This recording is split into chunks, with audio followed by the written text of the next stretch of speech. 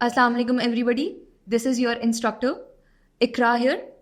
बच्चों, आज हम पढ़ेंगे अकाउंटिंग के कुछ subjects and before starting up with the concepts I want you guys to understand कि हम ये पढ़ क्यों रहे हैं या अकाउंटिंग है क्या।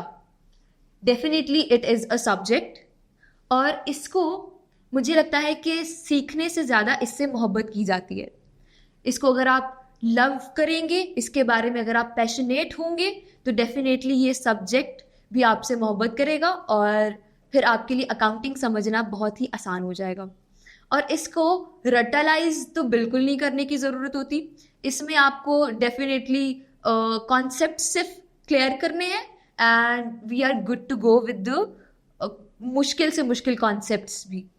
Okay, so before starting up with the concepts, let's say कि जब आप किंडरगार्टन में थे, जब आप केजी में गए तो you started up with English and English में you had to start up with the very basics of English, जिसमें आ जाती थी हमारी ABC। इसी तरीके से आई बिलीव हर सब्जेक्ट की ABC होती है, हर सब्जेक्ट की कुछ बेसिक्स होती हैं एंड आज हम अकाउंटिंग की बेसिक्स करेंगे। एंड अकाउंटिंग की बेसिक्स यानी अकाउंटिंग के A में आता है हमारे पास एसेट्स। ओके गाइज, एसेट्स होते क्या हैं? Let me write down the definition first.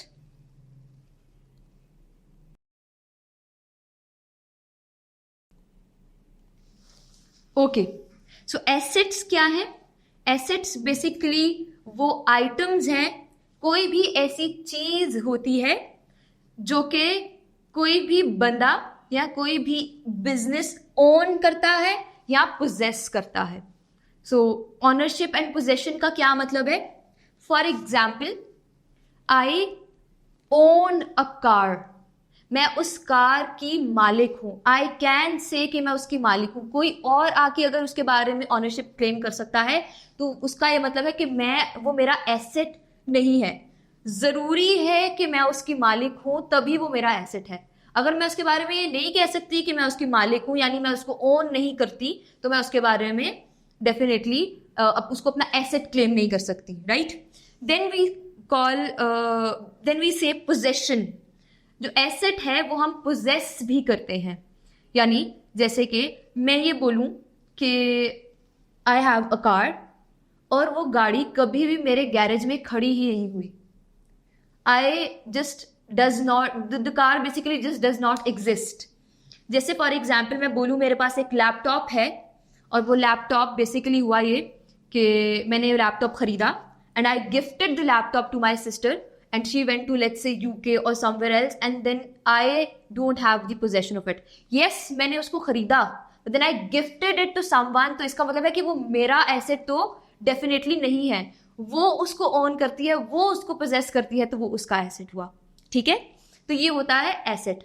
अब ये तो हो गई जरा इंडिविजुअल लेवल पे बातें कि आई ओन अ कार और आई ओन अ लैपटॉप। हम अकाउंटिंग जब पढ़ रहे होते हैं तो डेफिनेटली हम बिजनेस के पॉइंट ऑफ व्यू से इसको पढ़ रहे होते हैं, राइट? तो अब बिजनेसेस के पॉइंट ऑफ व्यू से भी देखते हैं। अच्छा बच्चों, ये तो बात हो गई इंडिविजुअल लेवल की। अब हम चलते हैं जरा उस चीज के बारे में जिसके लिए आप ये सब्जेक्ट पढ़ रहे हैं, यानी बिजनेसेस। जब आप अकाउंटिंग पढ़ रहे हैं तो लेट्स से अगर आपका नाम साद है तो आपने ये नहीं एज्यूम करना कि आप साद हैं, आप आज से बिजनेस हैं।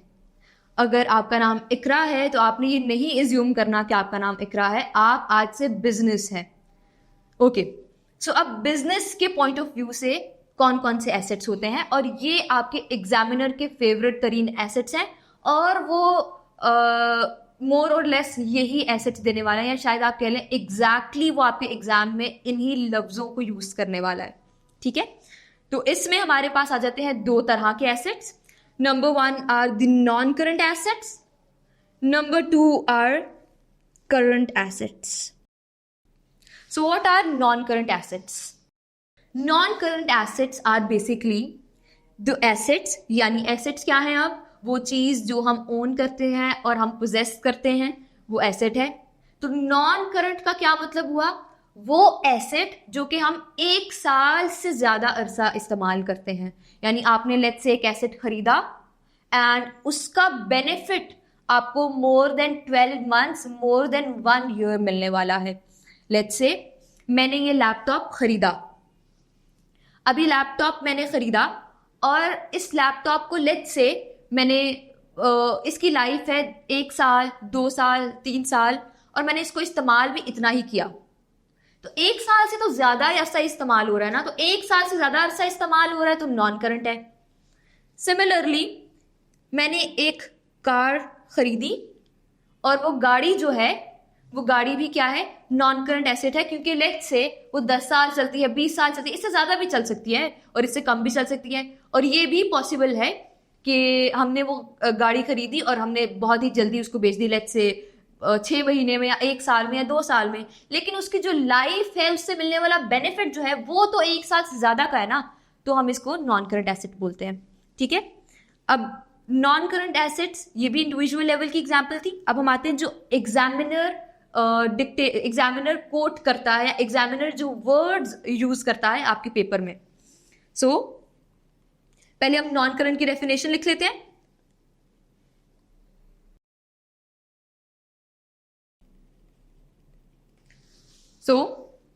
ऐसे एसेट्स जो कि 1 साल से, sorry let me dictate it, assets which lasts for more than 1 year / 12 months। ठीक है, अब आते हैं इसकी एग्जाम्पल्स पे। For example, I would recommend and I would suggest कि आप इन एग्जाम्पल्स को एज इट इज याद कर लें, एंड इसका क्या बेनिफिट होगा वो थोड़ा आगे जाके रियलाइज होगा आपको when we'll study income statement and statement of financial position. उसका फॉर्मेट याद करने में आपको आसानी हो जाएगी। Okay, so examples are,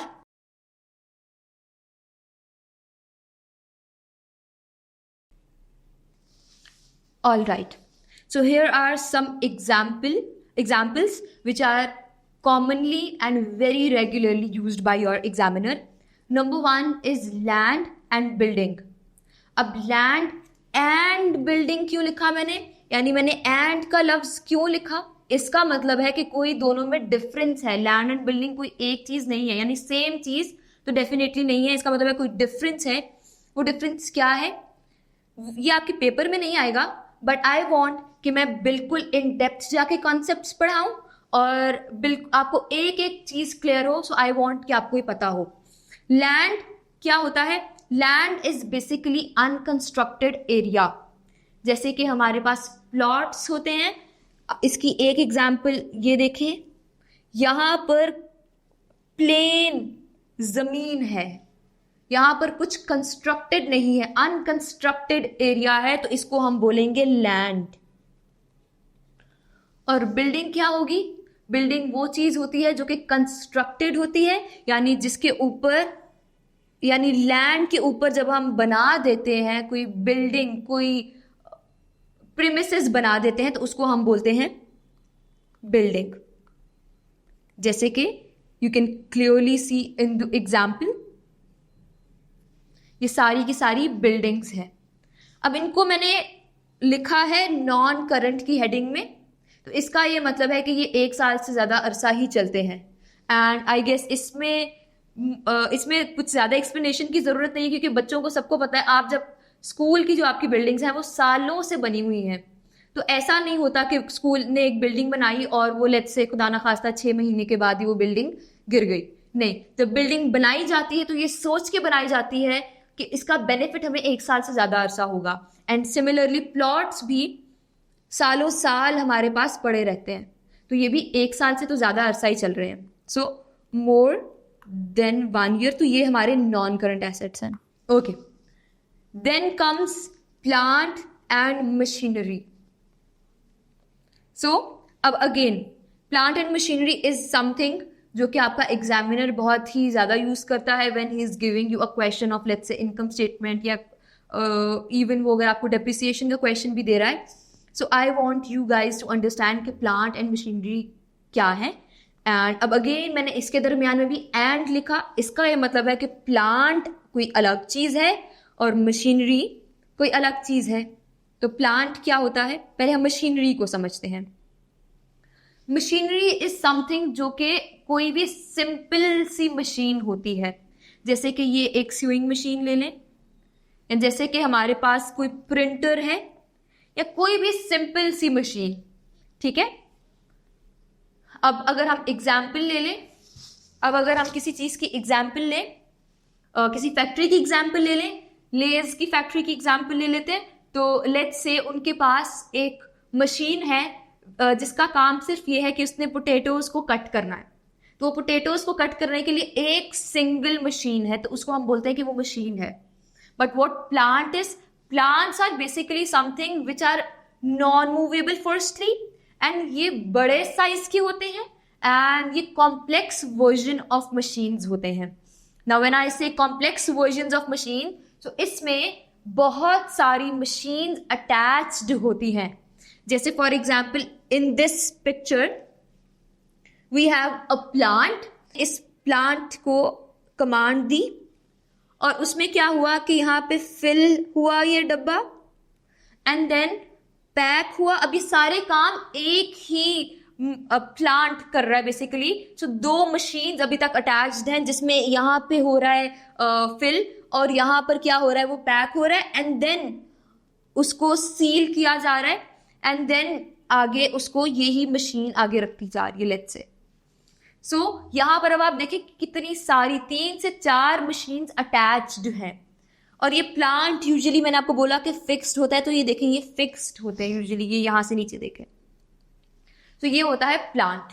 and अब ये भी नॉन करंट एसेट में मैंने लिखा है, एंड मशीनरी को भी नॉन करंट एसेट में लिखा है। अगर आपके घर में अम्माओं के पास ये मशीन है तो आप देख लें कि वो जहेज में साथ लेकर आती हैं, और वो आगे बहनों की भी शादियां हो जाती हैं, लेकिन वो मशीन वही रहती है।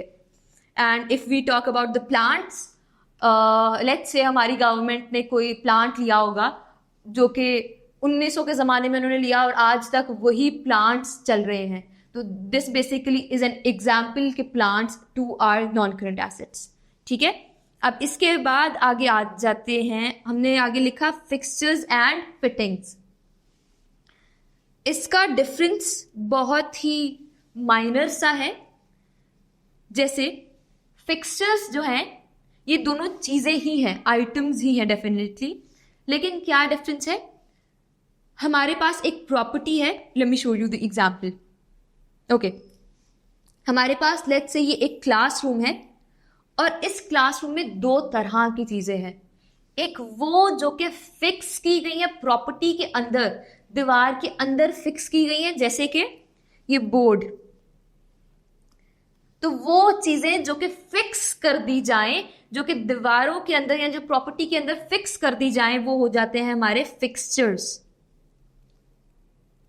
लेकिन अगर आप ये चेयर्स देखें तो ये मूवेबल है तो ये इसी प्रॉपर्टी में, इसी क्लासरूम का हिस्सा है, लेकिन ये मूवेबल है, तो ये हो जाती हैं हमारी fittings.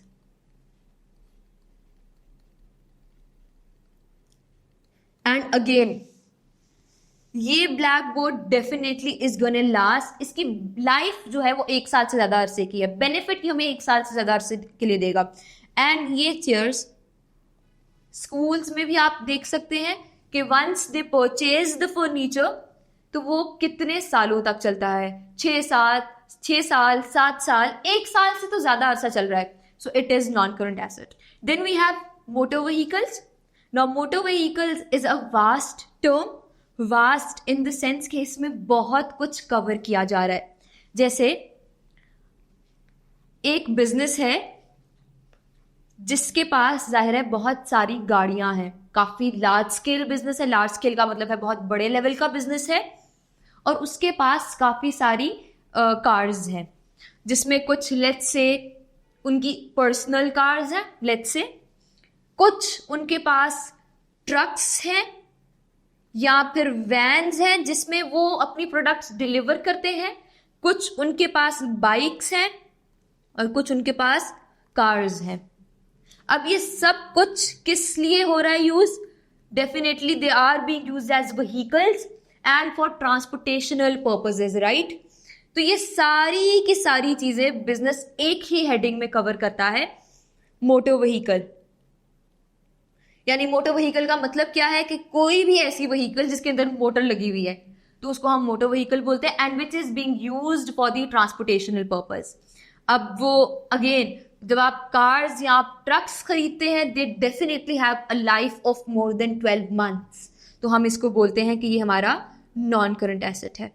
Y motor vehicles and why not truck, van, bikes? हम ये क्यों सेपरेटली नहीं लिखते और एक ही हेडिंग लिख देते हैं मोटर व्हीकल्स? क्योंकि बिजनेस के पास बहुत सारे बाइक्स होती हैं, बहुत सारे ट्रक्स होते हैं, बहुत सारी वैन्स होती है, तो उनको अलग अलग लिखने की बजाय वो उसको एक ही हेडिंग मोटर व्हीकल, लेट्स से उन्होंने बोला 14 लाख के पड़े हुए, तो बस ठीक है, वो 14 लाख से समझ आ गए कि इसमें सब कुछ कवर हो रहा है, तो वो बजाय अलग अलग लिखने के एक ही हेडिंग में कवर कर लेते हैं motor vehicles. Then we have equipment. This can be anything which is adding you, which is helping you, for example your computer. आपके बिजनेस करने में किसी भी किस्म की कोई भी असिस्टेंस, कोई भी इक्विपमेंट आपको प्रोवाइड कर रहा है तो वो हम इक्विपमेंट्स में डाल देते हैं। लेट्स से हमारा कैमरा हो गया, या लेट्स से हमारा कंप्यूटर इक्विपमेंट हो गया, इस तरह की कोई भी ऐसी चीज जो कि हमें हेल्प कर रही है तो वो हमारा इक्विपमेंट है, ठीक है। And we are basically done with our first part which is non current assets. Now we are supposed to start with the second type of asset, which are current assets, and we will start this topic in our next class. Till then, please take care and bye-bye.